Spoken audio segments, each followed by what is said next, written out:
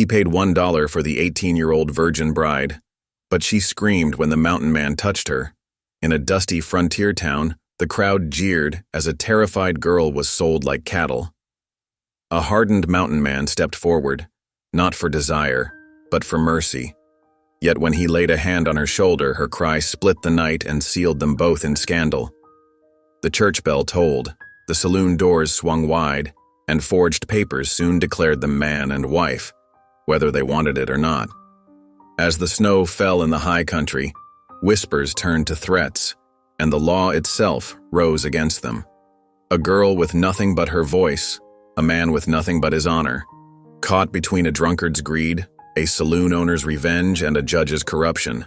But when the truth finally comes to light, only one question will remain. Can mercy and faith turn a bargain of shame into a covenant of love? Or will the frontier swallow them both? Every time I see your comments, I'm reminded how stories connect us across distances, backgrounds, and hearts. If values like respect, courage, and compassion still guide you, then you're part of this story too. The late afternoon sun cast long shadows across the Colorado mining town's muddy Main Street. A bitter wind whipped between the weathered buildings, carrying the scent of pine and wood smoke. Outside the Western Star Saloon, a crowd of townspeople huddled together, their breath forming clouds in the crisp November air of 1878. Their whispers and mutters grew as they gathered, spreading word of an unusual auction about to take place. "Ain't natural selling a person like that," an old prospector grumbled, tugging his threadbare coat tighter. The saloon's bat-wing doors crashed open. Out stumbled Jed Harper, his face flushed with whiskey and meanness. His meaty hand clamped around the arm of a slight young woman, dragging her onto the rough wooden platform that served as an impromptu auction block. Her thin calico dress offered little protection against the cold, and she trembled, whether from fear or chill, none could say. "Got something special for you boys today." Jed's voice boomed across the crowd. He yanked the girl forward, making her stumble. "My stepdaughter Amelia here, fresh as spring water and strong as a mountain pony. She can cook, clean, and work from sunup to sundown." He leered at the gathering. "And she's untouched if you catch my meaning." At the edge of the crowd, David Holt's jaw tightened. He'd come to town for supplies, not to witness such a spectacle. His weathered face, lined by 40 years of mountain winters, remained impassive, but his eyes burned with quiet fury as he watched the scene unfold. Amelia Harper kept her gaze fixed on her worn boots, her dark hair falling forward to hide her face. Her shoulders hunched as though trying to disappear into herself. When Jed shook her roughly, she swayed, but didn't make a sound. "Starting bid is $1, Jed announced. Who'll give me $1 for this fine young filly?" Coarse laughter rippled through the crowd. A few miners jangled coins in their pockets, eyeing the trembling girl with unhealthy interest. Someone wolf-whistled, drawing more cruel chuckles. 50 cents, called out a gap-toothed ranch hand. 2 bits, another voice joined in. "Come on now," Jed growled. "She's worth more than that. Look at her. 18 years old, healthy as they come. Who will give me a proper bid?" David's hand moved to the silver dollar in his pocket, the last of his money until spring trading. He'd meant to use it for coffee and ammunition. But as he watched Amelia's shoulders shake, he knew he couldn't stand idle. $1. His deep voice cut through the jeers like a knife. The crowd fell silent, parting to stare at the mountain man. David stood straight and tall, his buckskins and beard marking him as different from the townfolk. His eyes never left Jed's face. Jed blinked in surprise, then recovered with a yellow-toothed grin. "Well now, looks like we got ourselves a real bid. $1 from the mountain man." He peered around the crowd. "Anyone want to go higher?" The silence stretched. The townspeople shifted uncomfortably, some looking away in shame, others still grinning at the spectacle. But none raised another bid. "Going once," Jed called out, swaying slightly. "Going twice." He paused dramatically. "Sold to the mountain man for $1. David stepped forward, fishing the silver coin from his pocket. It gleamed dully in the fading light as he tossed it to Jed, who snatched it from the air with surprising quickness. "She's yours now," Jed declared, giving Amelia a rough shove toward David. "Do what you want with her." David reached out slowly, intending to help Amelia keep her balance. His calloused hand had barely touched her arm when she jerked away with a piercing scream that echoed off the false fronts of the buildings. She stumbled backward, eyes wide with terror, seeing in David just another man who might hurt her. The crowd's reaction was immediate. Women clucked their tongues and whispered behind their hands. Men nudged each other, some laughing, others watching with predatory interest. To them, the transaction was clear. David had bought himself a bride, willing or not. "Steady now," David said softly, keeping his distance. His voice was gentle, like he'd use with a spooked horse. "I ain't gonna hurt you." Amelia pressed herself against the platform's railing as far from David as she could get. Her eyes darted around like a trapped animal's, seeking escape. But there was nowhere to go. The crowd hemmed them in on all sides. David took a slow step back, giving her space. He glanced toward the white steepled church at the end of the street, its windows catching the last rays of sunlight. "We're going to see the preacher," he announced, loud enough for everyone to hear. "Get this sorted proper-like." Murmurs rippled through the crowd. Some nodded in approval while others looked disappointed that the entertainment was ending. Jed had already disappeared back into the saloon, clutching his silver dollar. "Miss Harper," David said quietly, "I know you're scared. But standing here ain't doing either of us any good. Will you walk with me to the church? I give you my word. I won't touch you or come near you unless you say it's all right." Amelia's eyes flickered between David and the church spire. She wrapped her arms around herself, still trembling. After a long moment, she gave a tiny nod. David stepped back, clearing a path through the crowd. "After you, miss." With halting steps, Amelia moved forward. The townspeople parted slowly, reluctant to let the drama end. David followed several paces behind her, his presence keeping the more forward men from reaching for her as she passed. The sun sank lower, painting the sky in shades of purple and gold. Amelia's fear was almost tangible in the gathering twilight as she made her way down the rutted street. Her steps were uneven, her shoulders rigid with tension. Every few yards she would glance back as if to make sure David was keeping his word about maintaining his distance. Behind them, the crowd began to disperse, though small groups lingered to gossip about what they'd witnessed. Their whispers followed David and Amelia down the street. "Never thought I'd see the mountain man take a wife. Poor girl, scared half to death. What's he planning to do with her? Least he's taking her to the preacher first." David ignored them all, his attention focused on the young woman ahead of him. Every line of her body spoke of terror and uncertainty. He'd seen that same look in the eyes of trapped animals, and it made his heart ache. But he kept his pace steady and his distance respectful, hoping his actions would begin to prove his words true. As they approached the church, the last rays of sun struck the cross atop the steeple, making it glow like a beacon in the deepening dusk. Amelia's steps slowed, then stopped completely at the foot of the church steps. She stood frozen, clutching her thin dress around her shoulders, fear warring with desperation on her face. David halted a respectful distance away. "The preacher's a good man," he said softly. "He'll help us figure out what's right." Amelia's voice, when it finally came, was barely a whisper. "Why did you do it?" "Because it wasn't right what was happening back there." David kept his voice gentle. "No person should be sold like cattle." A shudder ran through her slight frame. "But now you own me." "No, miss, I don't own you. No one should own another person. I just couldn't stand by and watch." He gestured toward the church door. "That's why we're here, to make sure you have a choice in what happens next." The church bell began to toll, marking the hour. Its deep tones echoed across the town, carrying with them both finality and hope. As the sound faded away, Amelia took a deep breath and climbed the first step toward the church door, her fear still evident but mixed now with something else. Perhaps the tiniest spark of hope that this strange mountain man might be different from the other men she'd known. The heavy wooden doors of the church groaned as David pushed them open. The sound echoed through the quiet sanctuary, causing Reverend Thomas to look up from his Bible. Near the altar, Widow Martha Talbot startled, nearly dropping the long matchstick she was using to light the evening lamps. "Mr. Holt?" The preacher's eyes widened as they moved from David to Amelia's trembling form in the doorway. "What brings you here at this hour?" "There was an auction in front of the saloon," David said, his voice steady but tight with controlled anger. "Jed Harper was selling his stepdaughter like she was cattle." Martha gasped, hurrying down the center aisle. Her gray hair caught the lamplight as she moved, and her kind face creased with concern. "The poor child. Come in, come in." She reached for Amelia, who flinched away.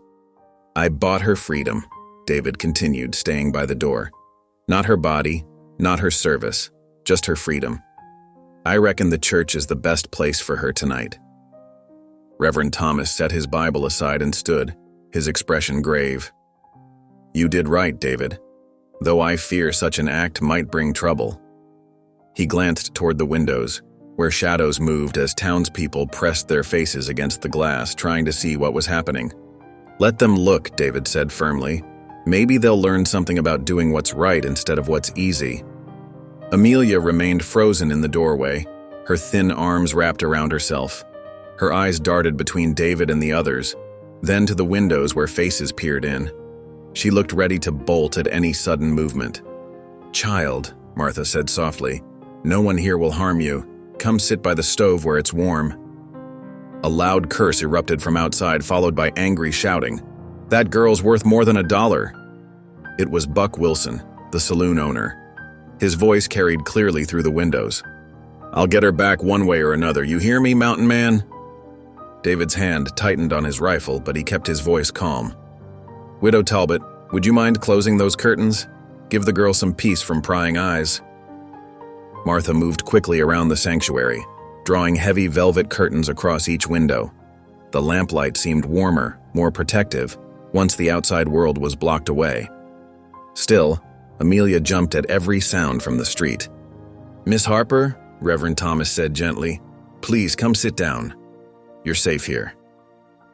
Amelia took one hesitant step, then another. Her gaze kept returning to David, watching for any sign that he might try to claim what he'd purchased. But he remained by the door, deliberately keeping his distance. "I meant what I said," David told her. "You're not property to be bought and sold. I only bid to stop what was happening out there." He turned to the preacher. "I'm placing her in the church's care, if you're willing." "Of course," Reverend Thomas nodded. "Though I must warn you, David, such transactions, even made with good intentions, can bring legal complications. Men like Jed Harper and Buck Wilson might try to forge papers, claim prior ownership rights." "Let them try." David's voice was quiet but carried steel beneath it. "I'll stand witness to what happened today." Martha had guided Amelia to a pew near the pot-bellied stove. The girl sat stiffly, her shoulders tight with tension. "Would you like some tea, dear?" Martha asked. "I always keep a pot warm in the church kitchen." Amelia's voice came out barely above a whisper. "Yes, ma'am, thank you." Her fingers worried at the worn fabric of her dress. David stepped back toward the door. "I'll take my leave now, but I'll be close by if there's trouble." "God bless you, David Holt," Martha said firmly. "There's more Christian charity in your actions today than I've seen from some who warm these pews every Sunday." Amelia's head bowed and her lips moved in what might have been prayer. Her whispered words were too soft to hear, but the tremor in her voice spoke of someone unsure if anyone, even God, was listening to her plea for help. David touched his hat brim in farewell and stepped out into the gathering darkness. The crowd had thinned, though a few men still lingered near the saloon, watching. He ignored their stares as he walked to where his horse was hitched. The leather of his saddle creaked as he removed his bedroll and other gear. He wouldn't be riding back to his cabin tonight, not with threats hanging in the air. Instead, he found a spot in the shadows of a large oak tree, where he could see both the church's front door and the road leading from the saloon. A lantern still burned in one of the church's windows, its light spilling out in a warm rectangle on the packed earth. Through the gap in the curtains, David could see Martha Talbot's figure moving back and forth, likely tending to Amelia. The sight eased something in his chest. The girl was in good hands. He settled his rifle across his knees, wrapped his coat tighter against the evening chill, and prepared for a long night. Above him, The first stars were appearing in the darkening sky, silent witnesses to the day's events. From the saloon came the sound of bitter laughter and angry voices, but David kept his attention on the church door, ready to defend the sanctuary he'd helped create. The night wind carried the sound of Widow Talbot's voice raised in an evening hymn. Though the words were muffled, the melody spoke of comfort and protection. David hoped Amelia could find some peace in those promises, even if her trust in earthly protectors had been shattered long ago. Hours passed. The town grew quiet except for the occasional burst of noise from the saloon. David remained at his post, his rifle ready, his eyes alert for any sign of trouble. He had chosen this path when he'd stepped forward with his silver dollar, and he would see it through, not because he'd bought the right to protect Amelia, but because it was the right thing to do. The stars wheeled overhead, marking time's passage. In the church, the lantern burned steady and bright, a beacon of hope in the darkness. David settled in for his vigil, knowing that sometimes the price of doing right was a sleepless night under the stars, standing guard against those who would do wrong. Morning sunlight crept across Main Street as the town began to stir. The general store's bell jingled as early customers pushed through the door, seeking coffee and gossip in equal measure. Inside, Tom Wheeler, the auctioneer from yesterday's spectacle, held court near the pickle barrel. "See here," Wheeler said, waving a folded paper with an exaggerated flourish. "Got the proof right in my hand. David Holt bought himself more than just trouble yesterday. He bought himself a wife." Sarah Miller, the storekeeper's wife, peered at the document. "That there's a marriage certificate?" Plain as day. Wheeler smoothed the paper against the counter, revealing crude handwriting and what appeared to be an official seal. Signed and proper, making that mountain man legally wed to Amelia Harper. The store filled with whispers and sharp intakes of breath. Mrs. Miller's fingers flew to her throat. "But he left her at the church with Martha Talbot."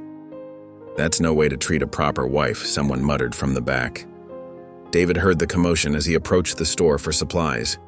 Through the window, he saw Wheeler's triumphant expression and the damning paper in his hands. Anger surged through him as he realized what they'd done. Without stopping for his intended purchases, David turned and strode toward the church. His boots kicked up dust from the dry street as he took long, purposeful steps. The morning air felt thick with tension, like the moments before a storm breaks. Inside the church, Reverend Thomas was helping Martha sort hymnals when David burst through the door. "Reverend, we've got trouble." The preacher looked up, alarm crossing his weathered features. "What's happened?" "Wheeler's at the store with what he claims is a marriage certificate. Says it proves I'm wed to Amelia." David's voice was tight with controlled fury. From the back room came a sharp gasp. Amelia stood in the doorway, her face draining of color. She had been helping Martha with breakfast dishes, and now her hands trembled so badly she had to grip the doorframe to stay upright. "No," she whispered, then louder. "No, it's not true." Tears spilled down her cheeks as she slid to the floor. "I'll never be free of them, will I?" Martha hurried to the girl's side, wrapping a comforting arm around her shoulders. "There now, child. We won't let them hurt you." Reverend Thomas held out his hand. "David, fetch Wheeler and that paper. I need to see it myself." Before David could move, the church door banged open again. Buck Wilson, the saloon owner, strutted in with Wheeler close behind. Wilson's face was flushed with drink despite the early hour. "Well, well," Wilson sneered. "Hiding out in the Lord's house won't change what's legal." He snatched the paper from Wheeler and thrust it at the preacher. "See for yourself. The girl belongs to Holt now, and he's neglecting his husbandly duties by leaving her here." Reverend Thomas adjusted his spectacles and examined the document carefully.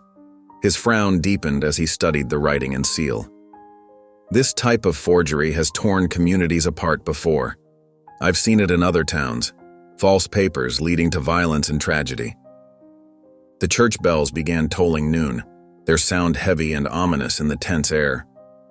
Wilson's face darkened. "Forgery, is it? Then I demand the girl be released into my custody until this matter's settled. The town needs to see justice done." "Justice?" David's quiet voice carried dangerous undertones. He moved to stand between Wilson and where Amelia huddled with Martha. There's no justice in treating a human being like property.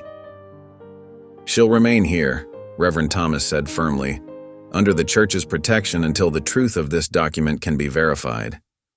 Wilson jabbed a finger at David's chest. You've got no right to keep her from her rightful husband, whether that's you or someone else who's willing to pay proper price. The argument drew more townspeople. They filtered into the church, taking sides with muttered comments and angry gestures. Some supported David's protection of Amelia, while others sided with Wilson, claiming tradition and law were being flouted. The mountain man's too high and mighty to claim what he bought fair and square. It ain't right treating the girl like cattle. Someone needs to teach Holt his place. The shouting grew louder until a new voice cut through the chaos.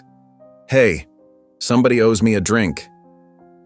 Jed Harper, Amelia's stepfather, stood swaying in the doorway. His bloodshot eyes swept the crowd as he grinned nastily. Sold her twice now, didn't I? That's worth celebrating. The admission sparked fresh outrage. Several men lunged for Harper, while others tried to push toward Amelia. The crowd surged and swayed, threatening to erupt into violence. David caught Martha's eye and gave a slight nod toward the back door. The widow understood immediately. While the mob's attention was focused on Harper, she helped Amelia to her feet and guided her toward the rear of the church. This way, David murmured, following them. Quick and quiet now. They slipped out through the back door into the church garden.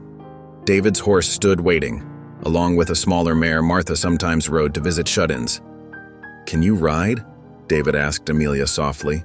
She nodded, though her hands still shook. My mama taught me before. That's good enough. He helped her mount the mare, making sure she was secure in the saddle. Mrs. Talbot, I'm taking her to my cabin until this settles. Will you tell the Reverend? God be with you both, Martha whispered, pressing a small bundle of food into his hands. I'll make sure he knows. David swung onto his own horse just as shouts erupted from inside the church. The mob had discovered their absence. Without waiting to see what would happen next, he urged his horse forward, Amelia following close behind on the mare. They rode west, away from town and toward the mountains that rose blue and massive against the horizon. David set a careful pace, watching to make sure Amelia could keep up. Her face was pale but determined as she gripped the reins, and she didn't look back at the town they were leaving behind. The sun began its slow descent as they climbed higher into the foothills. Pine trees cast long shadows across their path, and the air grew cooler with elevation. Still, they pushed on, David leading them along game trails and shortcuts only a mountain man would know. From below came the faint sound of hoofbeats, riders from town, no doubt, following their trail. But David knew these mountains like his own heartbeat, and he guided them along routes that would confuse and discourage pursuit. Dusk was settling over the land when they finally broke through the trees into a small clearing. David's cabin stood solid and weathered against the darkening sky, a thin curl of smoke rising from its chimney. Martha must have sent word to his friend Jim to prepare for their arrival. The town lay far below them now, its lights beginning to twinkle in the growing darkness. David helped Amelia dismount, steadying her when her legs trembled from the long ride. It's not much, he said, gesturing to the cabin, but you'll be safe here until we can prove that paper's a lie. Amelia looked at the cabin, then back down the mountain toward the town that had tried to sell her twice. For the first time that day, her voice held a hint of steel beneath its softness. Thank you, she whispered, for not being what they said you were. The wind picked up as they climbed higher into the foothills, bringing with it the sharp bite of approaching winter. David led them along a narrow trail that wound between towering pines, their branches swaying against the darkening sky. Behind him, Amelia hunched lower in her saddle, pulling her thin shawl tighter against the cold. The first snowflakes began to fall as they crested a final ridge. They stung against exposed skin, carried sideways by the strengthening gusts. David's line shack sat nestled in a small clearing ahead, its weathered logs almost invisible against the gathering gloom. A thin trail of smoke rose from the stone chimney, confirming that Martha's message had reached Jim in time to prepare for their arrival. We'll stable the horses in the lean-to, David called over his shoulder, his voice nearly lost in the wind. Storm's coming fast. Amelia nodded silently, following him to a rough shelter built against the cabin's north wall. Her fingers were stiff with cold as she dismounted, and she stumbled slightly. David moved to help her but stopped himself, remembering her earlier fear of his touch. "Take your time," he said instead, keeping his distance as he began unsaddling his own mount. "The horses need proper care before we can go inside." Working separately but in parallel, they removed saddles and bridles, rubbed down the horses with handfuls of dry grass, and made sure both animals had access to the hay Jim had thoughtfully stacked in the corner. By the time they finished, snow was falling steadily, and the wind had grown fierce enough to rattle the lean-to's boards. David shouldered their saddlebags and led the way to the cabin's door. He paused with his hand on the latch, turning to Amelia. "It ain't much," he said quietly. "Just one room, but it's solid and it's warm." The door creaked open, revealing a space that was indeed small but meticulously maintained. A stone hearth dominated one wall, its fire already built up and burning bright. A rough-hewn bed stood in one corner, covered with a faded quilt. A shelf held a few books, including a well-worn Bible, while hooks along the walls supported cooking pots and tools. A small table with 2 chairs sat near the hearth, and a rocking chair faced the fire. Amelia stood just inside the doorway, arms wrapped around herself, taking in every detail with quick, nervous glances. Her gaze lingered longest on the single bed, and her shoulders tensed visibly. David set their bags down and moved to stoke the fire, deliberately keeping space between them. "The bed's yours," he said matter-of-factly, not looking at her. "I'll make my place here by the hearth." He pulled a thick blanket from a chest and spread it on the floor, well away from the bed. The gesture seemed to ease some of Amelia's tension, though she remained standing by the door, uncertain. "There's stew keeping warm in that pot," David continued, still focused on his tasks. "Jim must have left it. You should eat something before you rest." Amelia shook her head slightly. I'm not hungry." Her voice was barely above a whisper. David nodded, accepting her refusal without argument. He moved about the cabin with quiet efficiency, hanging their snow-dampened outer clothes near the fire to dry, setting out extra blankets, checking the window shutters against the growing storm. All the while, he kept his movements slow and predictable, like someone trying not to startle a wild creature. The wind howled outside, making the cabin's logs creak. Amelia jumped at a particularly loud gust, then seemed to make a decision. She moved cautiously to the bed, still wearing her dress, and sat on its edge. Her eyes never left David as he continued his evening routine. As the night deepened, David settled onto his blanket near the hearth. The firelight cast dancing shadows on the walls, and the storm's fury made the small cabin feel like a ship at sea. He stared into the flames, his weathered face thoughtful, occasionally moving his lips in silent prayer. His thoughts drifted to Sarah, his wife of barely 2 years, taken by mountain fever so long ago. The memory of her gentle spirit had kept him alone all these years, unwilling to risk his heart again. Now here he was, sharing his space with another wounded soul, trying to prove that not all men were monsters. Eventually, exhaustion overcame Amelia's wariness. She lay down fully clothed atop the quilt, still wrapped in her shawl. Her breathing gradually steadied into the rhythm of sleep, though even then her face remained troubled, her body curled tight as if protecting herself from unseen threats. David added another log to the fire and settled back onto his makeshift bed.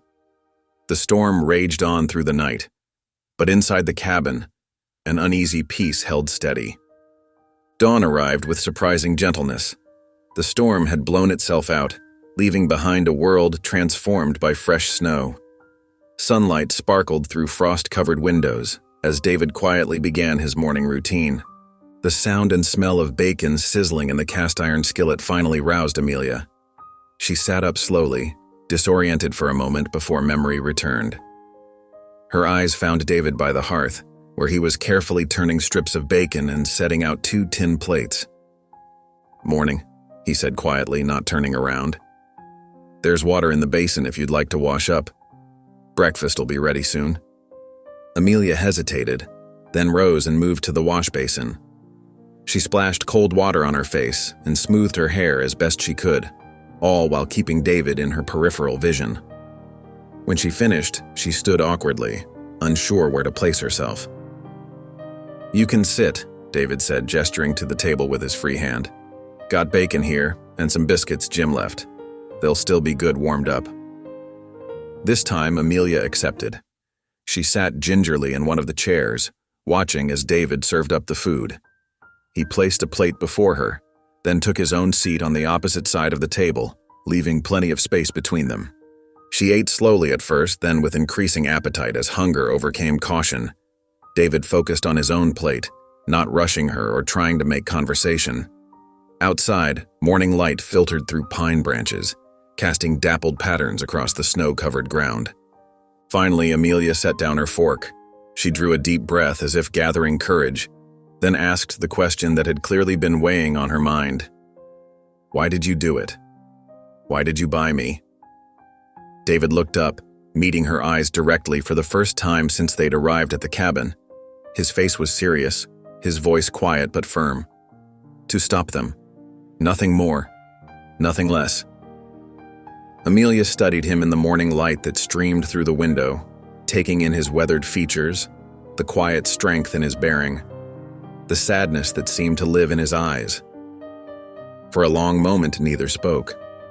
The fire crackled in the hearth, sending sparks up the chimney.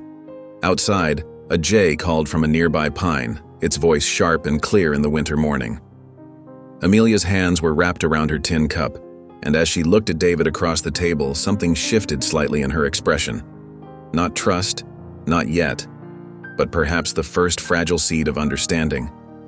She saw truth in his words, in the careful distance he maintained, in the simple respect he showed by giving her space and choice.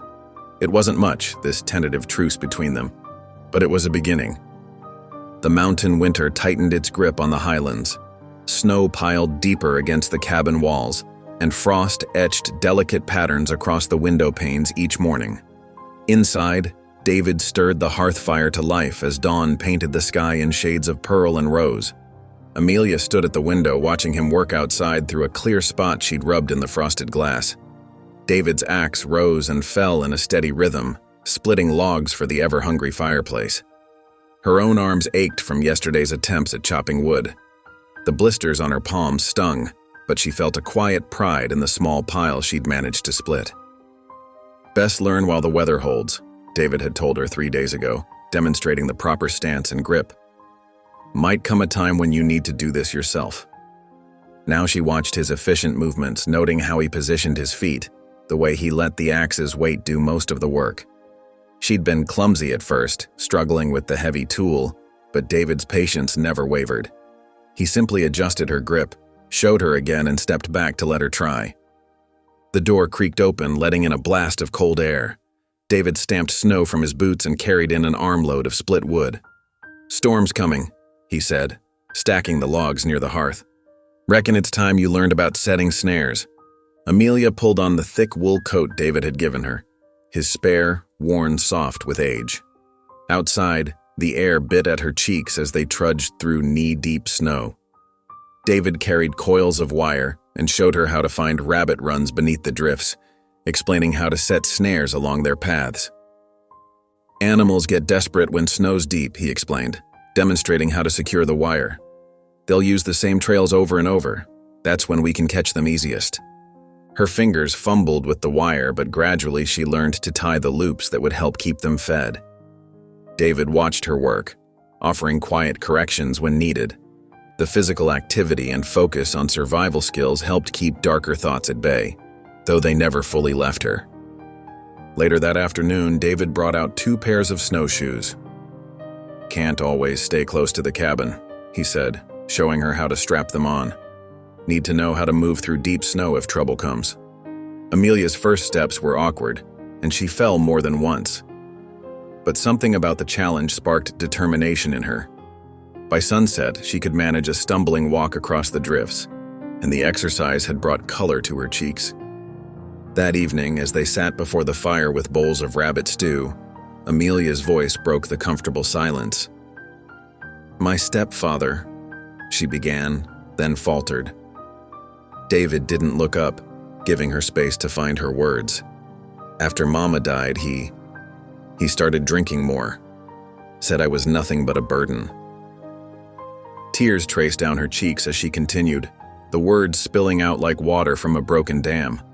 She told of beatings for imagined offenses, of being locked in the root cellar without food, of threats that grew worse as she got older. David listened in silence, his jaw clenched tight, but he offered no empty words of comfort. His steady presence was enough, someone to witness her pain without judgment or false promises. Days passed, falling into a rhythm of work and learning. David taught her to read weather signs in the sky, to tell direction by sun and stars, to find edible plants beneath the snow. Each new skill built her confidence bit by bit. One crystal-clear evening, David brought out his rifle. Amelia tensed at first. She'd seen too many drunken men with guns.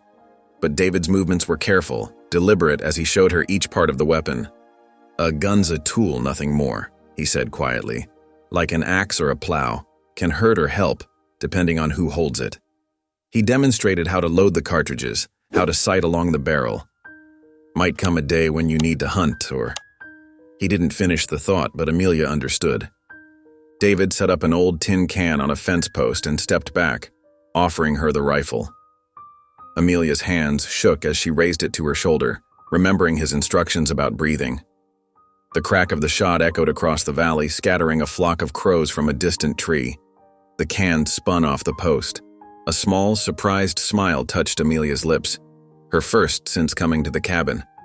David nodded in approval, and something warm bloomed in her chest at the simple acknowledgement. That night, as she stirred the stew pot over the fire, Amelia found herself humming softly, an old hymn her mother had loved. Amazing Grace. How sweet the sound. The familiar melody brought comfort rather than pain for the first time in years. David looked up from where he was mending a pair of boots but said nothing. The hymn filled the cabin's warm air, mixing with the snap and crackle of the fire. Later, Amelia stood in the cabin's doorway, watching snow sift down through the darkening air. The valley stretched away below, peaceful under its white blanket. The skills David had taught her filled her with a new sense of capability. She was no longer helpless, no longer purely at the mercy of others. "Maybe," she whispered to the falling snow, "maybe God hasn't forgotten me after all." The words surprised her.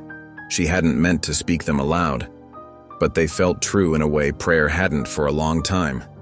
David's quiet footsteps approached behind her, and he placed another log on the fire without comment. But his presence reinforced her growing certainty that here, in this remote cabin with this silent, steady man, she had found something like sanctuary. The snow continued to fall, and Amelia remained in the doorway, watching the darkness deepen over the white landscape. For the first time in years, she felt something like peace settle over her spirit, as gentle as the snow drifting down from the winter sky. Back in the mining town, winter's chill couldn't match the cold fury brewing in men's hearts. The barbershop buzzed with heated debate one frosty morning, steam rising from hot towels as voices rose in argument. "Ain't natural a man taking a girl up to them mountains," declared Tom Wheeler, the livery stable owner, from beneath his hot towel. "Reckon that's plain kidnapping." The barber, old Pete Wilson, paused with his razor held aloft. "Now hold on there. I seen that mountain man David Holt trade fare at my shop for years. Always honest, pays in full. Man like that don't turn criminal overnight." "Then why'd he rush her out of town?" demanded another customer, shifting in his chair. "Honest men don't need to hide." "Hide?" Pete scoffed, wiping his razor clean. "Way I heard it, he saved that girl from being sold like cattle. Gave her shelter in the church first, plain as day. That ain't hiding." The argument spilled out onto the street where more townsmen gathered to voice their opinions. Some defended David's reputation for fairness, while others muttered darkly about mountain men and their wild ways. At the saloon, Pike Turner held court behind his polished bar, his voice carrying across the smoky room. "Mark my words, boys. That poor girl's suffering up there. Probably beating her, he is. Mountain men go savage, living alone too long." He poured whiskey with a heavy hand, fueling the anger of his patrons. "Saw him drag her off on horseback myself," Pike continued, though he'd seen no such thing. girl was crying something fierce. The lies spread through town like wildfire, each retelling growing darker than the last. By Sunday, the mood had turned dangerous. In the white-painted church, Reverend Thomas stood straight-backed in his pulpit, his voice firm as he addressed the packed pews. "Brothers and sisters, we are called to protect the weak." David Holt showed Christian charity when he stopped that mockery of an auction. Are we now to condemn him for an act of mercy? Murmurs rippled through the congregation. Some nodded in agreement, while others shifted uncomfortably or scowled. "I have known David Holt for 7 years," the preacher continued. "He has never failed to help those in need. When Widow Johnson's roof leaked, who climbed up to fix it? When the Miller boys were lost in the hills, who tracked them home?" From her usual pew, Widow Martha Talbot rose slowly to her feet, her plain dress rustling in the sudden quiet. "Begging your pardon, Reverend, but I've got something to say." All eyes turned to the respected midwife as she spoke clearly. "I was there when that sorry excuse for an auctioneer wrote up them marriage papers. Watched him scratch it out right there on the saloon counter, drunk as a skunk. Didn't even spell the names right." Her voice carried authority earned through decades of attending births and deaths. "That paper's as false as a painted lady's blush." The church erupted in chaos. Men jumped to their feet shouting accusations and counterclaims. Women clutched their children closer. The preacher called for order, but his voice was lost in the din. Outside on the church steps after service, arguments nearly turned to violence. 2 ranch hands squared off, fists clenched, only backing down when the preacher stepped between them. The town had split into 2 camps, those who believed David had acted honorably, and those convinced he was a criminal. That same afternoon, the telegraph operator hurried through town with an official message clutched in his hand. He found Pike Turner first, who read it with obvious satisfaction before posting it on the saloon wall. David Holt summoned to appear before Judge Horace Lyle. Territorial Court. Marriage validity to be determined. Failure to appear will result in arrest. Up in the mountain cabin, David read the same telegram by lamplight that evening, his weathered face grave. Amelia stood in the cabin's shadows, having heard the messenger's hoarse approach. She watched David's expression darken as he read the words again. "What is it?" she asked, though dread made her voice quaver. David looked up, his eyes troubled. "Judge wants to settle this marriage business in court." He crumpled the paper in his fist. "Reckon some folks won't let it rest until they chain you one way or another." Amelia sank onto a chair, her hands trembling. The thought of facing a judge, of being forced into a marriage, whether to David or another, made her chest tight with panic. She'd seen how the law favored men with money and influence. Even David's kindness couldn't guarantee protection from a corrupt court. "I won't let them hurt you," David said quietly, seeing her fear.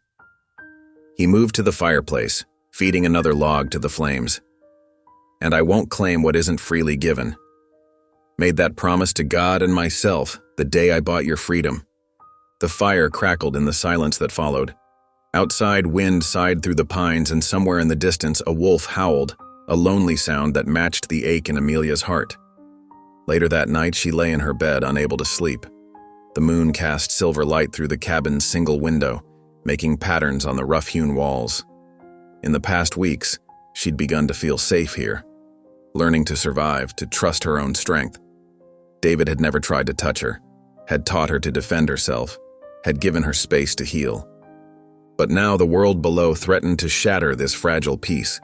The law could force her into marriage, if not to David, then perhaps to Pike Turner or another who claimed her. Yet when she thought of David's steady presence, his quiet respect for her boundaries, she felt a tiny spark of something unfamiliar: hope. That spark warred with her fear of men, of their capacity for cruelty that she knew all too well. She pulled the quilt tighter around her shoulders, listening to David's soft breathing from his bedroll near the hearth. Tomorrow they would need to make decisions, face the gathering storm in the town below. But for now, Amelia lay caught between terror and trust, watching moonlight slide across the cabin floor as the night hours crept past. In the larger bed across the room, David remained still, but his eyes were open, fixed on the ceiling beams above.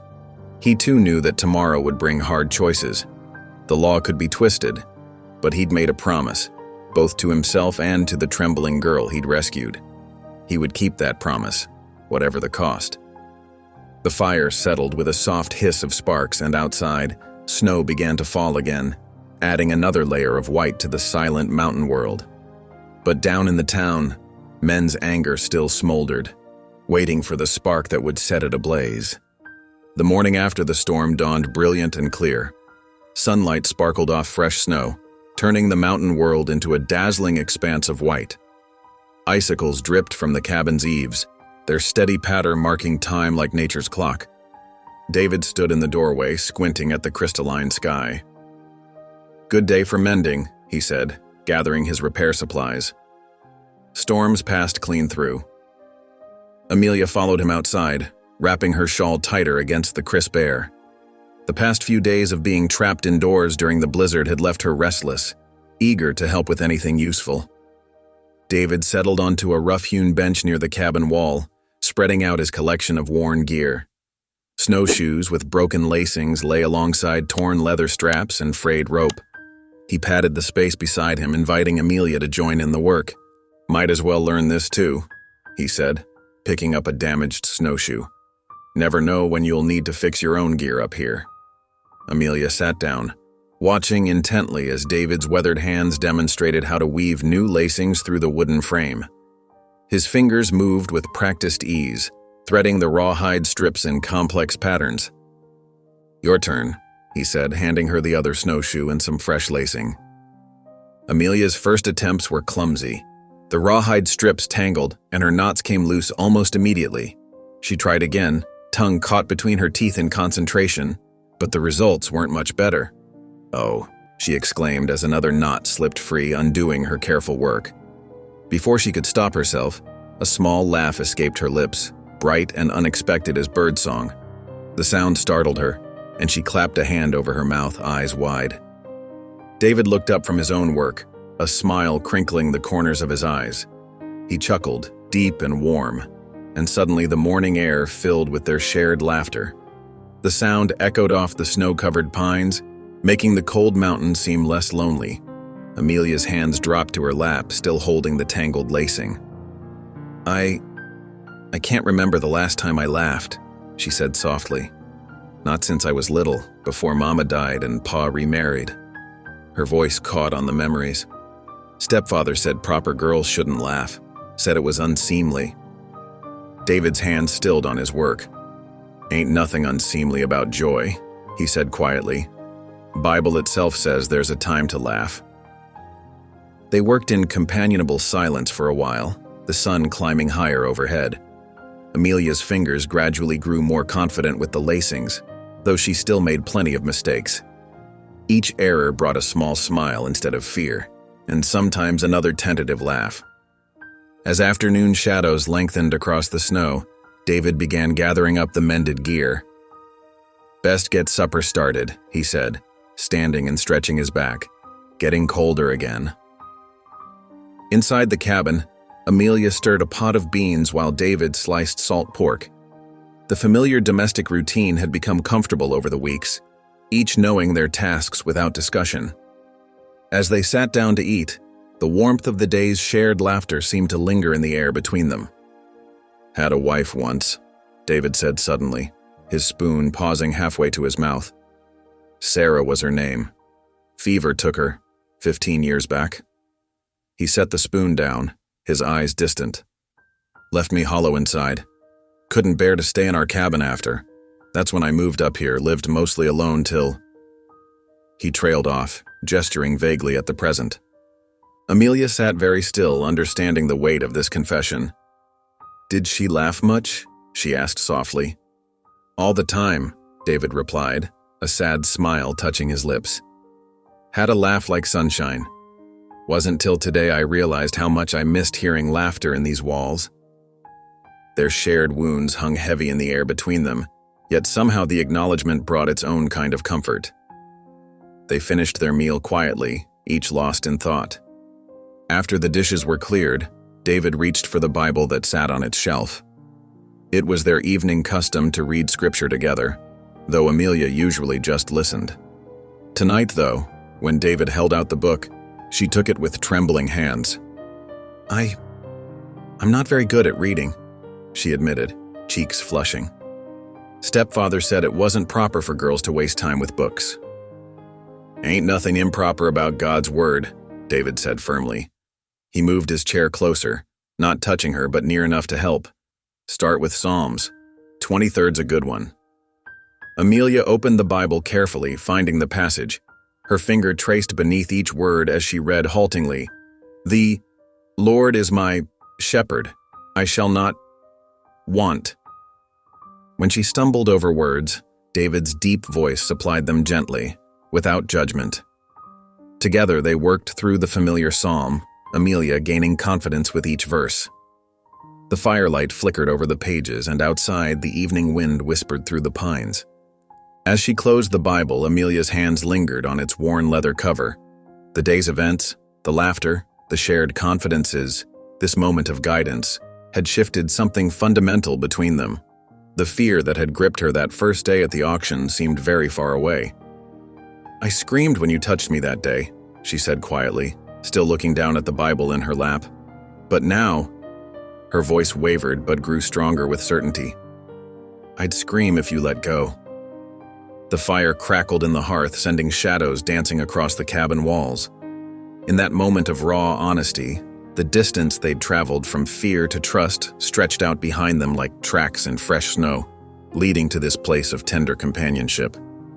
The mountain night wrapped David's cabin in dense silence, broken only by the soft whisper of wind through pine boughs. Inside, the hearth's dying embers cast a faint orange glow across the rough-hewn walls. David slept lightly as years in the wilderness had taught him, one ear always alert for danger. A sound jolted him awake, the muffled crunch of hooves in fresh snow. His eyes snapped open, muscles tensing as he listened intently. The noise came again, closer this time, accompanied by the soft jingle of horsetack. Moving with the practiced silence of a seasoned hunter, David eased out of his bedroll on the floor. The cabin's single room lay in deep shadow, but he could make out Amelia's sleeping form on the bed, her breath steady and peaceful. He reached for his rifle, checking that it was loaded, then crept to the window. Through a gap in the wooden shutters, moonlight spilled across the snow-covered clearing. Two dark figures on horseback circled the cabin like wolves sizing up prey.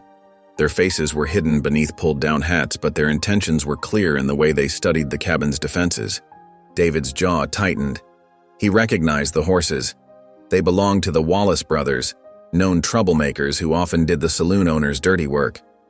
The memory of the saloon keeper's threat about getting her back burned fresh in his mind. A floorboard creaked behind him.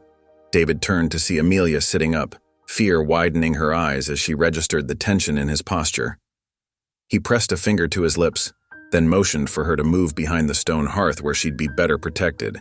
She slipped from the bed silently, bare feet careful on the wooden floor, and pressed herself against the rough stones. Her hands trembled as she pulled her shawl tighter around her shoulders, but her chin was set with determination. Outside, the horses drew closer. Bootsteps crunched in the snow. They'd dismounted. David's finger settled on the rifle's trigger as he tracked their movement through the shutters. One man crept toward the door while the other circled toward the back window. The door handle rattled. David's voice cut through the darkness like steel. I reckon you boys best think twice about what you're fixing to do. A pause, then a harsh laugh. Ain't asking permission, old man. Hand over the girl, and maybe we won't burn this shack down around your ears. Last warning, David replied evenly. Next words'll come from my rifle. The reply was a sharp crack as someone kicked the door. David's rifle barked in response, the shot deliberately high. Orange sparks scattered across the snow where the bullet struck a rock near the intruder's feet. The kick at the door stopped abruptly. Next one won't miss, David called out. The steady sureness in his voice belied the rapid beating of his heart. He couldn't see the second man anymore. Had he circled behind the cabin? A window pane shattered in the rear wall. David spun, rifle raised, but whoever had broken it stayed low, out of sight. The first man used the distraction to slam against the door again, wood splintering around the latch. David's second shot rang out, closer this time. A yelp of pain suggested he'd at least grazed one of them. Hurried footsteps crunched away through the snow, followed by the sounds of men scrambling onto horses. "This ain't over," one voice shouted. The thunder of hooves faded into the darkness, leaving behind a silence that seemed to ring in their ears. David kept his rifle trained on the door, listening intently until he was certain the riders were truly gone. Only then did he lower the weapon and turn to check on Amelia. She huddled behind the hearth, shawl clutched tight around her shoulders, trembling but unharmed. Their eyes met in the darkness. No words were needed. They both knew this attack would not be the last. "Try to rest," David said softly. "I'll keep watch till dawn." But sleep was impossible now. Amelia built up the fire while David secured the broken window with a spare board. They sat together in silence as the hours crept by, jumping at every sound from the forest beyond the cabin walls. When dawn finally broke, they ventured outside to survey the scene. Fresh hoofprints marked the snow where the riders had circled, along with boot prints near the door and window. David studied the tracks grimly. They led back toward town just as he'd suspected. "We can't hide up here much longer," he said, straightening up from his examination of the prints. "They'll keep coming, and next time might bring more men." He turned to Amelia, his weathered face serious.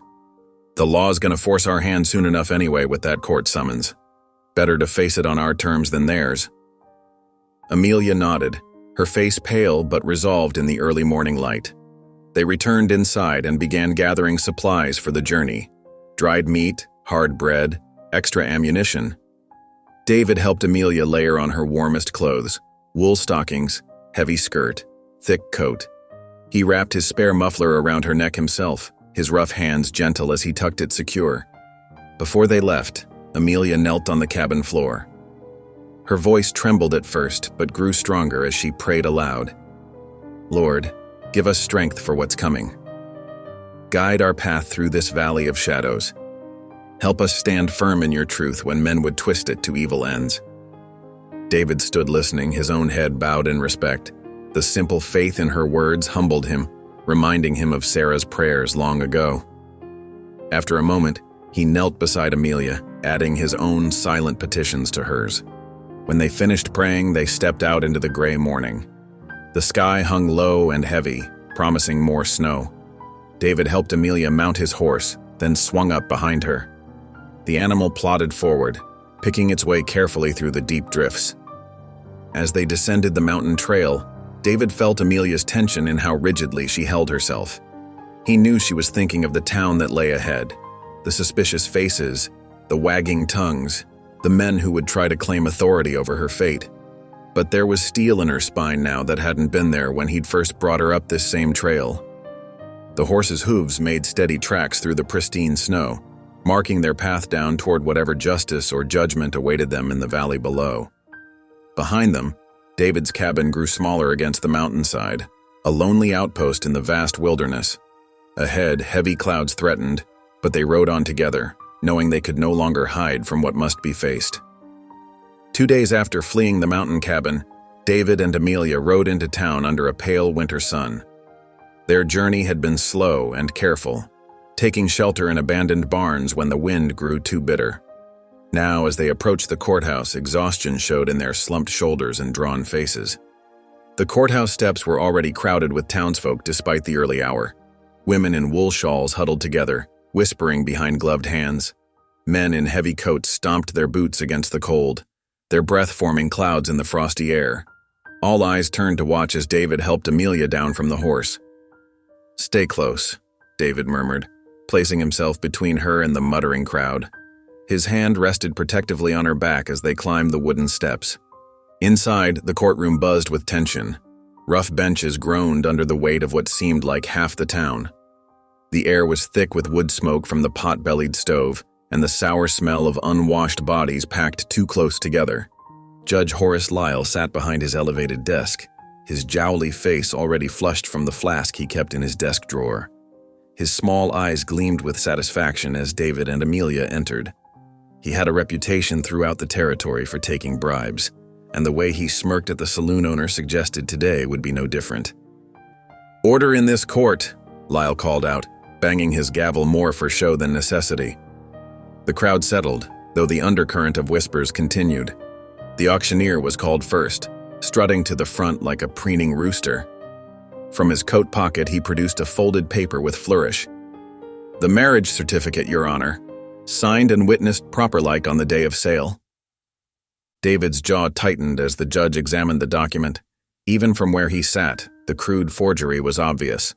The ink too fresh, the paper too clean for something supposedly signed weeks ago. "Everything appears to be in order," Judge Lyle declared, though he had barely glanced at it.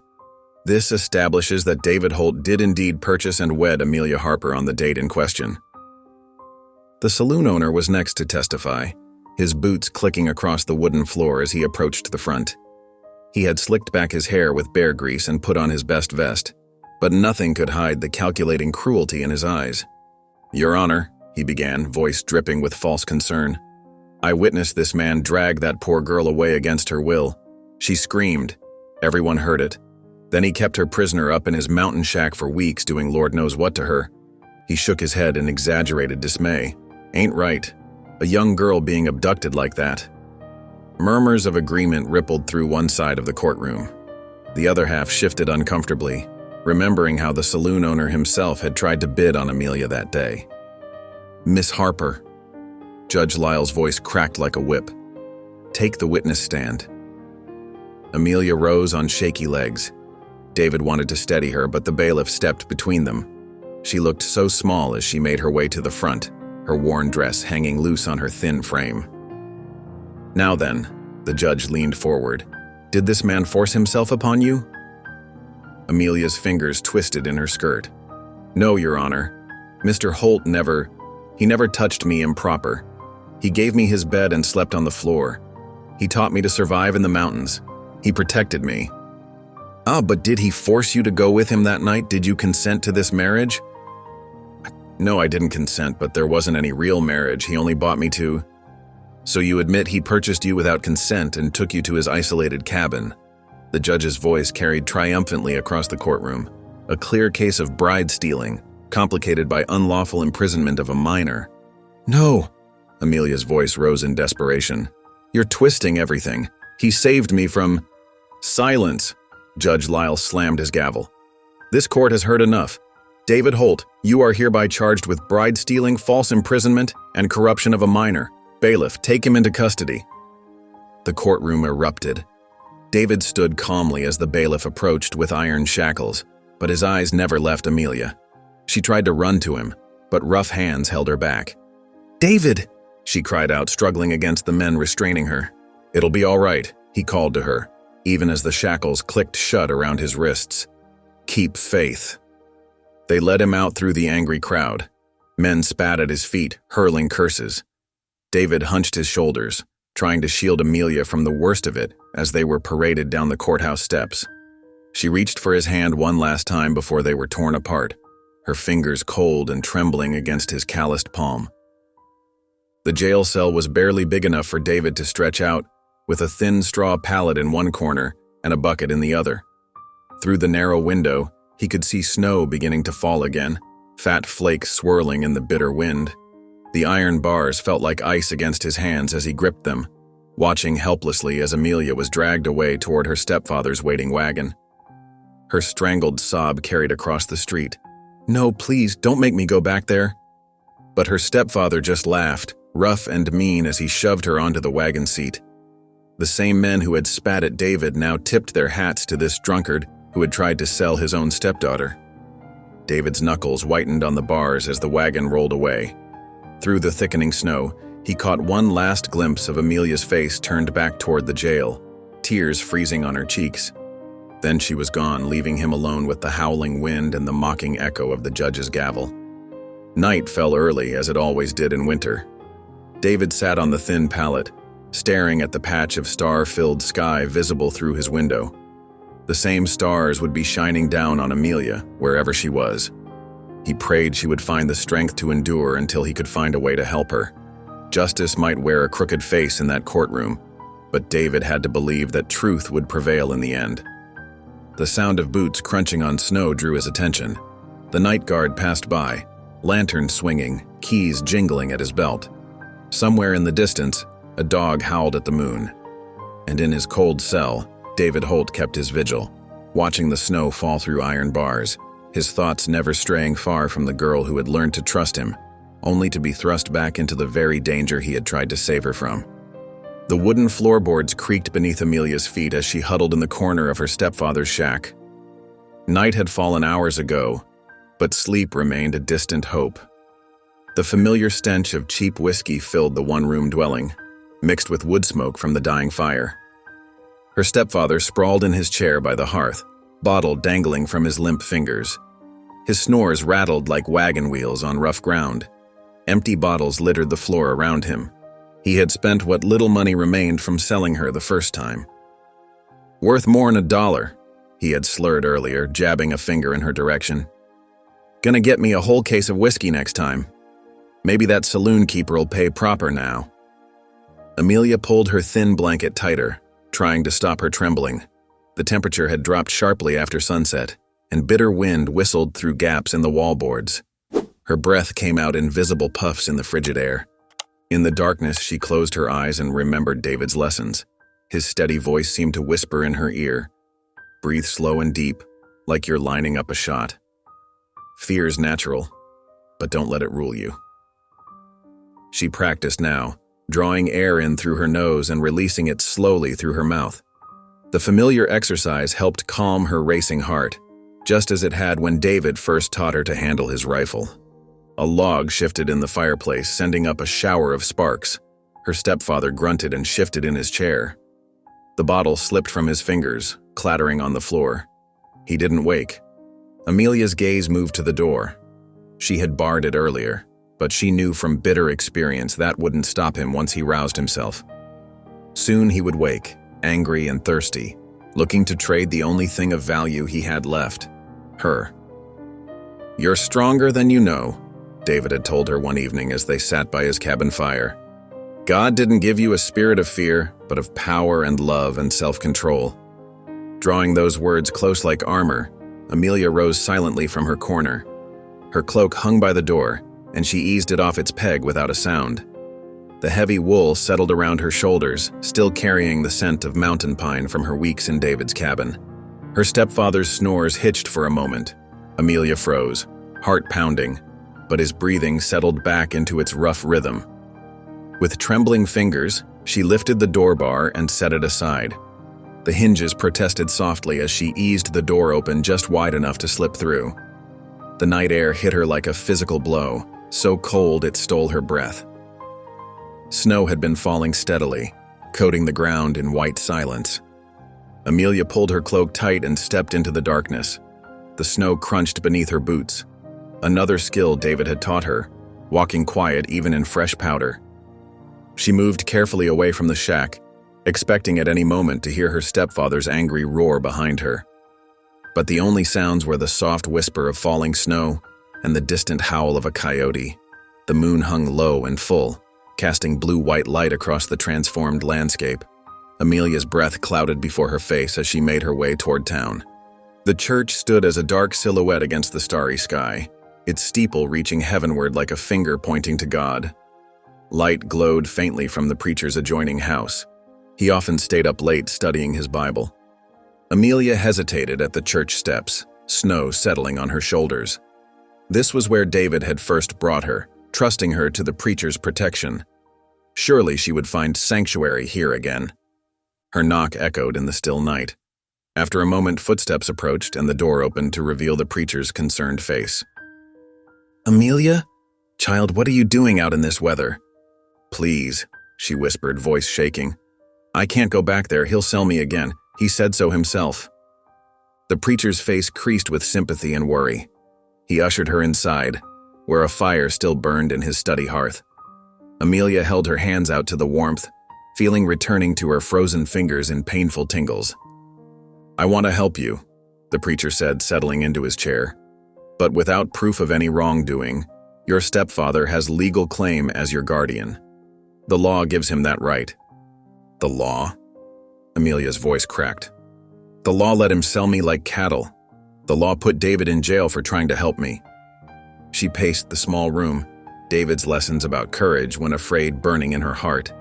The Bible on the preacher's desk caught her eye, the same edition David read from each evening, his voice deep and sure as he shared words of hope.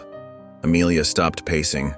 Her hands steadied as clarity washed through her like sunrise after a long night. Then I'll speak up, in public, where everyone can hear. I'll tell the truth about what happened. All of it. The preacher leaned forward. That's dangerous, child.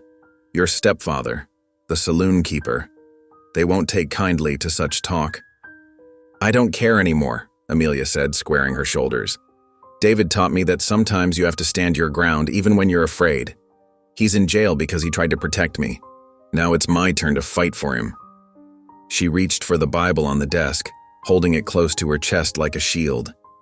Its familiar weight gave her strength, reminding her of peaceful evenings in the mountain cabin, reading by firelight while snow fell outside. I'll need this, she said softly, to remind me that truth is stronger than lies. The preacher studied her face for a long moment, then nodded slowly. You've changed, Amelia. There's steel in your spine now. David helped me find it, she replied. It was there all along, just buried under fear. She stayed by the fire until false dawn began to pale the eastern sky. As the church bell tolled 6 times, Amelia rose and walked to the door, Bible still pressed against her heart. God be with you, child, the preacher said quietly. The snow had stopped falling, leaving the world hushed and white. Amelia's boots left clear tracks as she walked down the church steps and into the street. The sun had not yet crested the mountains, but its approach painted the snow in shades of rose and gold.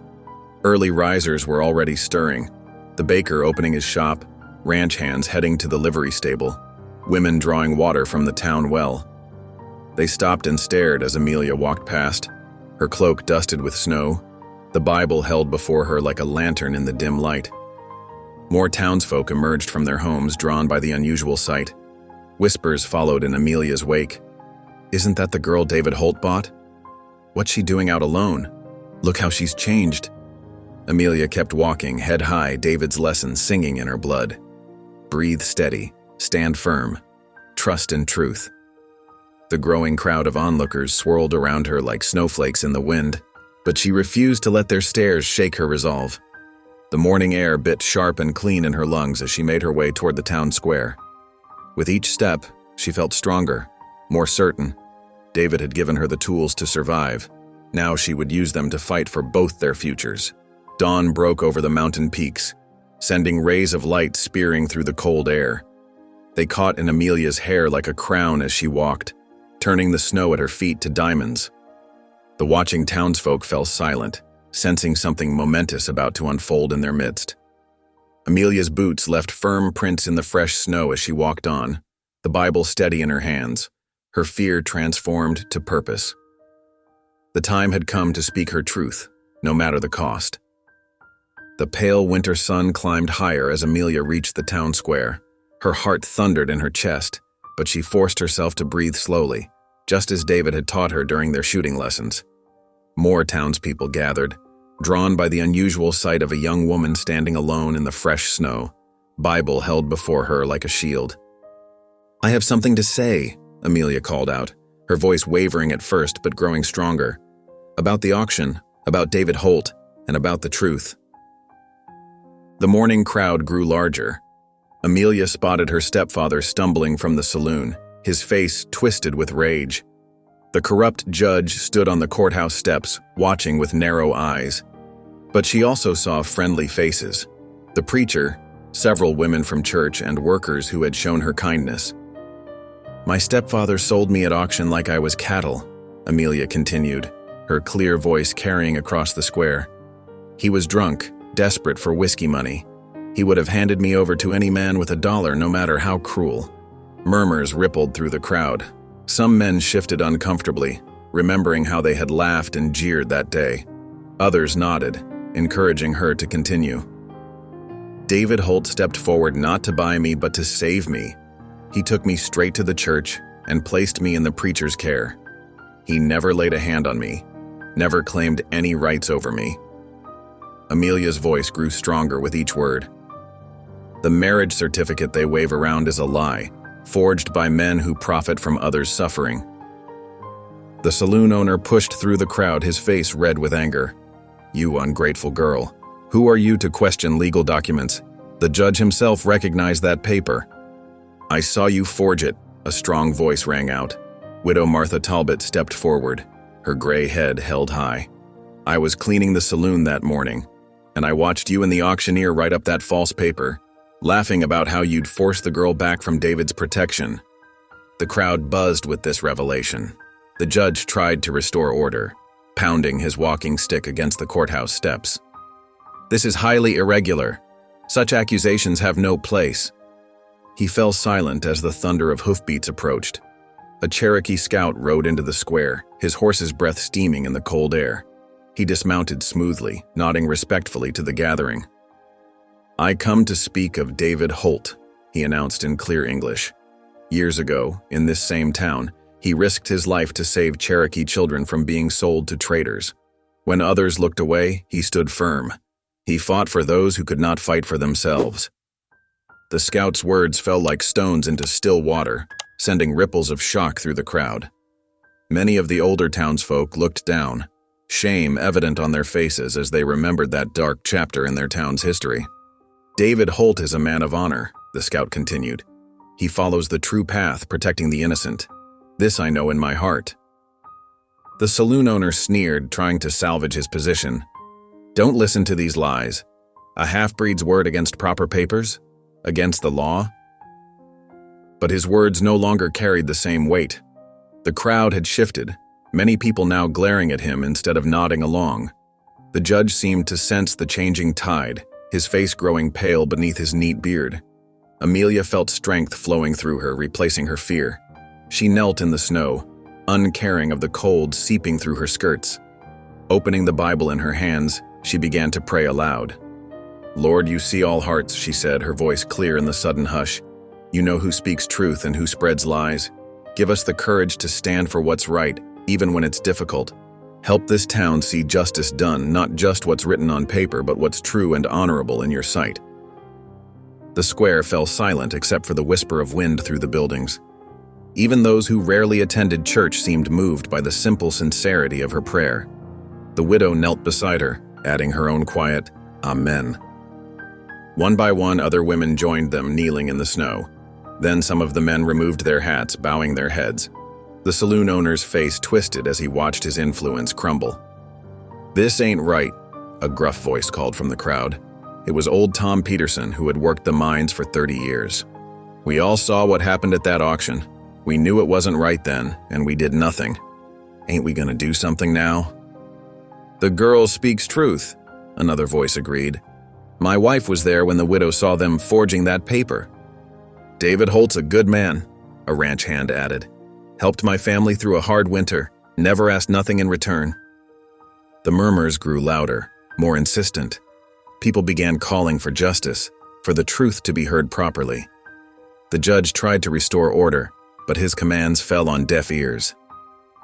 "There should be a proper hearing," the preacher's steady voice cut through the noise, "with all witnesses heard, not just those who paid for their testimony." More voices joined in agreement.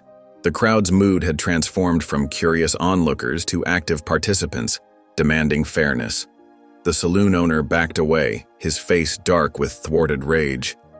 The judge stood frozen on the courthouse steps, watching his carefully constructed web of influence unravel in the morning light. Amelia remained kneeling in the snow, the Bible warm in her hands. Tears traced down her cheeks, but they were tears of relief, not fear. She had found her voice at last, and the truth was finally being heard. The townsfolk continued to gather, their voices rising with demands for justice. The morning sun climbed higher, turning the snow to brilliant crystal, as if nature itself celebrated the light of truth breaking through darkness. The courthouse hummed with tension as afternoon light filtered through dusty windows. Townsfolk packed the wooden benches, their winter coats steaming in the cramped space. Widow Martha Talbot stood before the judge's bench, her weathered hands trembling slightly as she reached into her apron pocket. "Your Honor, I have something the court needs to see." The widow's voice carried clear and strong across the hushed room. She withdrew several crumpled pieces of parchment, stained with ink blotches and crossed out words. "I found these in the auctioneer's waste bin when I was cleaning the saloon that morning." Judge Lyle's face darkened as he examined the scraps. Even from where she stood, Amelia could see the telltale flourishes and attempts at signatures that matched the supposed marriage certificate. The auctioneer, seated in the witness box, began to sweat visibly. "These appear to be practice attempts," the judge said slowly, holding one scrap up to the light, "at forging a marriage certificate." The crowd stirred, and whispers rippled through the courthouse. The saloon owner's face had gone pale beneath his carefully trimmed beard. He shot a warning glare at the auctioneer, who squirmed in his seat. "Mr. Jenkins," the judge addressed the auctioneer, "would you care to explain these documents found in your establishment's waste?" The auctioneer tugged at his collar, eyes darting between the judge and the saloon owner. The weight of dozens of stares pressed upon him. Finally, his shoulders sagged. "I was paid to do it," he admitted, voice barely above a whisper. $50 to forge the certificate, make it look real official-like. A gasp went up from the crowd. The saloon owner leaped to his feet, face purpling with rage. "You yellow-bellied coward," he roared. "After all I've done for you." "Order!" Judge Lyle's gavel crashed down. "Mr. Pike, control yourself or be removed from this court." But the saloon owner was beyond control. He jabbed a finger toward the auctioneer, then at David, who sat in chains near the front. "You'll all pay for this. I've got friends in high places. This ain't over." He stormed toward the door, boots thundering on the wooden floor. At the threshold, he turned back, eyes blazing. "Mark my words, nobody crosses me and prospers long in this territory." The courthouse door slammed behind him, rattling the windows. In the ringing silence that followed, all eyes turned to Judge Lyle. The judge's face had grown ashen as he studied the evidence before him. He could no longer ignore the truth, not with so many witnesses and the damning scraps of forged documents. "In light of this new evidence," he pronounced carefully, "and the testimony we have heard today, this court has no choice but to declare the supposed marriage certificate between David Holt and Amelia Harper a forgery, and therefore null and void." He paused, clearing his throat. "Furthermore, Mr. Holt is to be released immediately. All charges dropped." Relief swept through the courthouse like a fresh wind. The bailiff stepped forward with keys jangling, and the iron chains fell away from David's wrists. He rubbed the reddened skin where the manacles had chafed, his weathered face showing more weariness than triumph. The preacher stood, his voice carrying across the murmuring crowd. "Let all witness how truth has come to light today. The Lord's justice may work slowly, but it works surely. The innocent are freed, and those who plotted against them stand exposed." David rose slowly to his feet. Sunlight streaming through the courthouse windows caught his face as he turned toward the doors. There, on the steps outside, Amelia waited. Their eyes met through the glass panes, and a smile, small but real, softened his features. He walked out into the afternoon light, squinting slightly after days in the dim jail. Amelia stood frozen for a moment, her heart thundering in her chest. Then she ran forward, crossing the space between them in swift steps. Her arms went around his solid frame, and she felt his strong hands steady her, holding her close. A cheer went up from the townsfolk who had spilled out onto the courthouse steps. The preacher beamed, and the widow dabbed at her eyes with a handkerchief. Even some of the miners who had jeered at the auction now raised their hats in respect. "I knew you'd find a way," David murmured, his voice rough with emotion. "You're stronger than any of them knew." "We both are," Amelia replied softly, not caring who saw her tears of joy. "God helped me find my voice, and good people stood with us." The afternoon sun painted the scene in golden light, but on the western horizon, dark clouds were gathering over the mountains. Far down the muddy street, the saloon owner mounted his horse, his face twisted with barely contained fury. He wheeled his horse around, spurring it toward the trail that led out of town. "This ain't finished," his voice carried back on the wind. "Not by a long shot."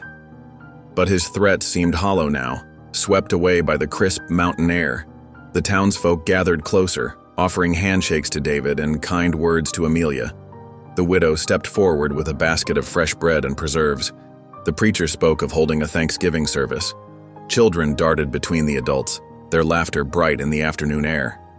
David kept one arm protectively around Amelia's shoulders as they accepted the town's good wishes. She stood straight and proud beside him, no longer the frightened girl from the auction platform. The truth had broken their chains, setting them both free to face whatever storms might gather on the horizon. Storm clouds continued to mass over the mountains, their dark shapes rolling and building against the sky. But here in town, the afternoon sun still shone bright and warm, gleaming off the courthouse windows and touching each face with gold. The sound of the saloon owner's horse had faded away, leaving only the hopeful murmur of neighbors speaking together, planning for better days ahead. Evening shadows stretched long across the snow-dusted trail as David and Amelia mounted their horse for the journey home. The courthouse victory still hung fresh in their minds, though neither felt the need to speak of it. David settled into the saddle first, then reached down to help Amelia up behind him. She took his hand without hesitation now, settling against his back as naturally as if she'd done it 1,000 times before. The horse's hooves crunched steadily through the fresh powder, creating a soothing rhythm that matched their quiet thoughts. Delicate snowflakes began to drift down from the pewter sky, catching on their coats and melting against warm skin. The forest around them stood sentinel, pine boughs heavy with white, sheltering their path home. Amelia wrapped her arms more securely around David's middle, grateful for his solid warmth against the chill. She watched their breath cloud in the winter air, mixing with the horse's steamy snorts. The peaceful silence between them felt right, like a prayer without words. As they climbed higher into the foothills, the snowfall thickened. David guided their mount carefully along the familiar trail, though drifts were already filling in their tracks from town. The afternoon light was fading fast, but neither felt anxious. They knew where they were headed now in more ways than one. The cabin emerged from the swirling white like a welcoming friend. Smoke still curled from the chimney. The widow had sent one of her boys up earlier to start a fire, knowing they'd be returning. David dismounted first, then helped Amelia down, his hands steady at her waist. She smiled up at him through the falling snow, no trace remaining of the terrified girl who had once screamed at his touch. While David tended to the horse in the lean-to shelter, Amelia pushed open the cabin door. The sight of the familiar room, with its rough-hewn furniture and plain comforts, filled her heart with unexpected warmth. This place that had first seemed like a prison now felt like sanctuary. She moved straight to the hearth, adding fresh logs to build up the fire that had been left burning low. Soon the flames crackled higher, filling the one-room cabin with golden light. Shadows danced on the log walls as Amelia moved about, gathering what she needed for their supper. The routine felt natural now, the weight of the cast-iron pot, the familiar ingredients, the rhythm of preparation. She began to hum softly as she worked, an old hymn her mother had sung when Amelia was small. David stomped snow from his boots before entering, pausing in the doorway to watch her. The sight of her moving so confidently through what had become their shared space stirred something deep in his chest. When she turned and caught him looking, her smile was as warm as the firelight. "Stew will be ready soon," she said, stirring the pot she'd hung over the flames. The savory smell of herbs and meat already filled the cabin. "Much obliged," David replied, his voice rough with more than just the cold. "For everything." Amelia paused in her work, really looking at him. The firelight caught the silver threading through his dark hair, the weathered lines of his face, the gentleness in his eyes that she'd come to trust completely. Here was the man who had bought her freedom with a silver dollar, who had taught her to survive, who had never once made her feel afraid. "I should be thanking you," she said softly. "You gave me back my life." David shook his head, moving to hang his coat by the door. "You found your own strength. I just gave you space to discover it." The stew bubbled gently, filling the comfortable silence between them with its homey sounds. Outside, the snow continued to fall, but inside the cabin was warm and bright. Amelia ladled the hot food into their tin bowls, the same ones they'd used that first uncertain morning that felt so long ago now. They sat in their usual places, David in the chair he'd built himself, Amelia on the wooden stool near the fire. The familiar routine felt different tonight, though, weighted with all that had happened. David bowed his head over his bowl. "Thank you, Lord, for this food," he said simply, "and for bringing truth to light." "Amen," Amelia whispered. They ate in companionable quiet, listening to the pop and crackle of the fire, the soft howl of wind around the cabin's corners. When the bowls were empty, neither moved right away, content to sit in the warmth and peace of the moment. Finally, Amelia rose to clear away the dishes. As she worked, she could feel David's eyes following her movements, could sense the words he was gathering courage to speak. "What happens now?" he asked at last, his deep voice gentle in the firelit room. Amelia dried her hands on her apron, turning to face him. "Now we pray," she said simply. "Together." Understanding moved across David's weathered features. Without another word, he rose and came to kneel beside her near the hearth. The flames painted everything in shades of gold as they bowed their heads. "Dear Lord," Amelia began, her voice steady and clear, "we thank you for your deliverance, for bringing justice when all seemed lost, for giving us strength to face our fears, for leading us to this place of safety." "Thank you for sending her," David added softly, "for teaching this old mountain man about trust and mercy all over again." "Thank you for sending him," Amelia continued, her voice catching slightly, "for showing me that not all men's hands bring pain, for giving me a protector when I needed one most, and then teaching me to protect myself." Their simple prayers rose with the smoke up the chimney, carried on the winter wind into the vast Colorado night. When they finished, neither moved right away, letting the peace of the moment settle around them like a warm blanket. Finally, Amelia rose and moved to the window. She wiped a small circle clear in the frost-covered glass, gazing out at the star-filled sky visible between breaks in the clouds. The snow had eased, leaving the world hushed and white. The sight filled her heart with a calm she had almost forgotten existed. "I feel safe here," she whispered, her breath fogging the glass. "Really and truly safe. Maybe for the first time since Mama died." David stood quietly nearby, close enough to protect but not so near as to crowd her space, as he had done since that first day. "This cabin ain't much," he said, "but what's here is yours for as long as you want it." Amelia turned from the window to look at him, really look at him. The firelight caught the honest concern in his eyes, the careful way he held himself, still giving her room to choose. Here was a man who had never tried to own her, only to free her, who had taught her to survive not so she would stay, but so she could go if she wished. "I feel safe here," she repeated softly, "because you taught me I'm strong enough to leave if I need to, but I don't want to leave." A smile touched her lips. "This is home now." The tension eased from David's shoulders at her words. He didn't move closer, didn't try to embrace her, but his eyes were warm with understanding. They both knew some wounds needed time to fully heal, some trust needed space to grow strong. Outside, the clouds were breaking up, letting starlight silver the snow-covered world. Inside, the fire crackled low and golden, filling the cabin with warmth and light. Amelia leaned against the window frame, watching the stars wheel slowly overhead through gaps in the clouds.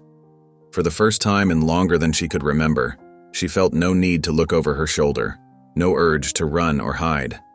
She was safe, she was strong, she was home. Morning sunlight poured through the cabin windows, turning frost patterns into diamond sparkles. The new day dawned crisp and bright, the storm clouds of yesterday swept away to reveal a pristine blue Colorado sky. Inside the mountain shack, Amelia stirred the breakfast fire with steady hands, her movements sure and purposeful. The familiar scent of coffee and frying bacon filled the warm air. David sat at the rough-hewn table watching her work with quiet appreciation. Gone was the trembling girl from the auction block. In her place stood a woman who had found her strength, who moved through the world with growing confidence. The transformation still amazed him. Amelia set 2 tin plates on the table, then stood for a moment, gathering her courage. Her heart hammered in her chest, but her voice remained steady as she spoke. "I need to tell you something," she said, meeting David's questioning gaze. "About staying here." David's weathered hands tightened slightly on his coffee cup. "You know you're free to go whenever you choose," he said softly. "I meant what I said about that." "I know." Amelia's smile was gentle. "That's exactly why I want to stay." She settled onto the wooden stool across from him, smoothing her apron with careful fingers. "Not because I must, not because I have nowhere else to go, but because I choose this place. I choose you." David stared at her, coffee forgotten. The morning light caught the gold highlights in her brown hair, the quiet determination in her eyes. "You mean that?" he asked, his voice rough with emotion. "I do." Amelia's cheeks flushed pink, but her gaze remained steady. "Do you remember what I said that night by the fire? About how I screamed when you first touched me?" David nodded, pain flickering across his features at the memory. "But now," she continued softly, "I'd scream if you let go. You've shown me what a good man truly is, how protection can come without possession, how strength can serve instead of harm." She drew a deep breath, straightening her shoulders. "Which is why I want to ask you something proper." Her hands trembled slightly, but her voice rang clear. "Will you marry me, David Holt? Before God and the town, will you be my husband? Not because any paper says so, but because we both choose it freely?" David sat absolutely still, stunned by her words. Emotion worked across his weathered face, surprise, wonder, and something deeper that made his eyes shine in the morning light. Carefully, as though handling the most precious thing in the world, he reached across the table and took her hand in his. "Are you certain?" he asked quietly. "After everything you've been through, everything that was forced on you, are you sure this is what you want?" Amelia turned her hand in his, lacing their fingers together. "I've never been more sure," she said. "You gave me back my voice, my strength, my ability to choose. Now I'm choosing you." A smile touched her lips. "If you'll have me." David's grip tightened gently on her hand. "I promise you this," he said, his deep voice thick with feeling. "I will honor you always. Your strength, your choices, your freedom to be who God made you to be. I will stand beside you, not over you. Protect you when needed, step back when you need to fight your own battles." He swallowed hard. "And thank the Lord every day for bringing you to my door." Tears spilled down Amelia's cheeks, but her smile was radiant. "Then let's ride to town," she said. "Let's do this proper, in the light of day, with witnesses to see we choose each other freely." They finished their breakfast quickly, both too full of anticipation to linger over the food. Amelia changed into her best dress, the one the widow had given her weeks ago, while David saddled the horse. The morning air was crisp and clean as they set out, the snow crunching beneath the horse's hooves. The ride to town felt different than all the times before. No fear shadowed their path now, no threats waited in the wings. The winter sunshine sparkled on untouched snow, and Amelia's arms were warm around David's waist as they rode double. As they approached the town, they saw people going about their morning business, the general store opening its doors, women hanging wash despite the cold, children carrying water from the well. But something had shifted in how the townsfolk looked at them. The suspicious glares and whispered gossip had been replaced with warm greetings and respectful nods. "Morning, Miss Amelia." "Mr. Holt," called the blacksmith's wife, waving from her porch. The barber tipped his hat as they passed. "Fine day for a ride," he said, smiling. Even the miners tramping toward the hills with their equipment offered friendly waves. The town that had once been divided by their story now seemed united in acceptance of their truth. They dismounted in front of the church where the morning sun painted the weathered boards with golden light. David helped Amelia down from the horse, his touch gentle but sure. Together they climbed the steps to the church door. Inside, they found the preacher arranging hymnals for Sunday service. He looked up at their entrance, a knowing smile crossing his face as he took in their expressions. "Well now," he said warmly, "I've been wondering when you two would come to see me proper." Amelia stepped forward, her head high. "We want to be married," she said clearly. "Not because of any forged paper or forced arrangement, but because we choose each other, freely and before God." The preacher's smile deepened. "That's the only kind of marriage worth having," he said. "When would you like to do this?" "Today," David said quietly, standing tall beside Amelia. "If you're willing." The preacher nodded, already moving toward the bell rope. "I reckon we can gather some witnesses quick enough. Town's been waiting for this day, whether they knew it or not." As if to prove his words, the widow who had helped expose the forged marriage certificate appeared in the doorway. "I heard voices," she said, beaming at the couple. "Are we finally making this official?" More townspeople began appearing as the preacher rang the church bell, its clear tones carrying across the morning air. The general store owner and his wife hurried over. The blacksmith wiped his hands on his apron and called to his children to come quick. Even the telegraph operator left his post to join the growing crowd. "Best polish up them bells proper," the preacher said to his son. "We've got a real wedding to announce today." As the boy scrambled up to clean the bells, Amelia turned to David. Standing in the church's golden light, surrounded by the community that had finally embraced their truth, she felt peace settle deep in her soul. This was right. This was real. This was the choice she had earned the freedom to make. David's eyes met hers, full of wonder and devotion. His hand found hers, strong and gentle all at once. Together they watched the townspeople gather, ready to witness their proper beginning. The church bells gleamed in the winter sunshine, waiting to ring out their joy to the Colorado hills.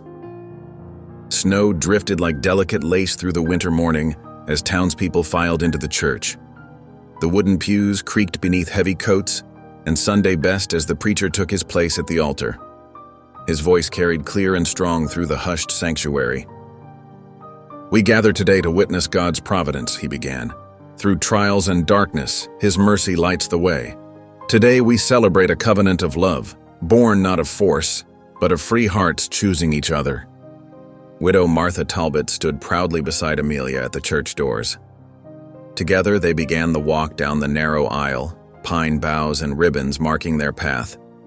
Amelia's eyes never wavered from David, who waited at the altar. He stood straight and tall in his freshly brushed coat, his face clean-shaven and full of wonder. Their vows were simple, spoken from hearts that had learned to trust again. "I choose you," they each said, voices steady and sure. "Before God and these witnesses, I freely give myself to you." When the preacher pronounced them husband and wife, the church bells pealed joyfully across the snow-hushed town. Cheers erupted from the pews as tears sparkled on weather-worn faces. Children darted around the couple as they stepped outside, tossing fragrant pine sprigs into the air with delighted laughter.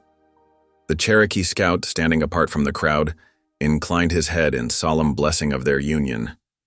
Amelia's fingers interlaced firmly with David's as they walked into the snowy street, no longer alone, but embraced by the whole community. Golden lamplight spilled from the mountain shack's windows as David and Amelia returned home that evening. The newly fallen snow crunched beneath their boots as they crossed the threshold together. Inside, the cabin glowed with warmth and welcome. Amelia stirred a pot of rich stew while David sliced fresh bread. They shared quiet smiles across the table, their simple supper made sweeter by joy. Laughter came easily now, filling the once lonely cabin with life. Rising from the table, Amelia took her small leather Bible from her bundle. With gentle reverence, she placed it next to David's weathered one on the shelf. Two Bibles side by side, a picture of their lives now joined as one. They settled before the crackling fire, peace settling around them like a warm blanket. The last traces of fear had melted away between them. Through the cabin walls came the soft whisper of falling snow and the distant song of wolves in the hills. David's voice broke as he prayed, "Lord, thank you for second chances."